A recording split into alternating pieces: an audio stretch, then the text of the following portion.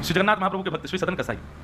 सदन कसाई जो थे वो मांस बेचते थे, यही उनका काम। ऐसे तराजू में तोलते थे मांस को, तो जब मांस का विक्रय कर रहे थे तो उनको पता नहीं चला, वो बाहर की जगह शालिग्राम जी को रखते थे, लेकिन कीर्तन उनको बड़ा प्रिय था, कीर्तन करते हुए मांस बेचते थे। बताओ, ऐसा उनका स्वरूप। एक बार एक महात्मा वहां से निकल रहे थे, तो महात्मा ने जैसे देखा तो देखते पहचान गए शालिग्राम जी। तुरंत, अरे तुम क्या कर रहे हो, बहुत बड़ा पाप है ये तो, साक्षात शालिग्राम जी। उसने कहा महाराज मुझसे गलती हुई, मुझे तो पहचान है नहीं। बोला इनको मुझको तो शालिग्राम जी ले लिए महाराज, जाकर के शुद्ध नदियों के जल से स्नान कराया, पंचामृत स्नान कराया, इत्र लगाया, चंदन लगा करके चांदी के सिंहासन पर बैठा के माला पधरा दी, ठाकुर जी का कीर्तन बढ़िया, खीर बना के भोग लगाई, खूब रोए। महात्मा बोले कि नाथ आप भी कहाँ के कसाई के यहाँ बैठे थे, अब आप विराजो, प्रेम से रतन सिंहासन पर विराजो।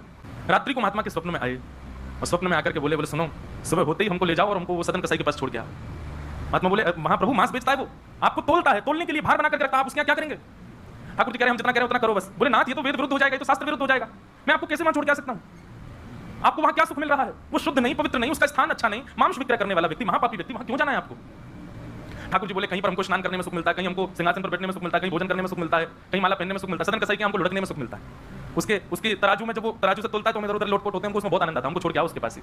और वो मांस विक्रय करता है, चलो जो भी है, लेकिन जब उसके हाथ तोला जाता है और वो तोलते समय हम लुढ़कते हैं तो कीर्तन गाता है, वो मुझे बहुत अच्छा लगता है, मुझे उसके पास छोड़ के आओ। न जाने कौन से गुण पर दयानिधि रीझ जाते।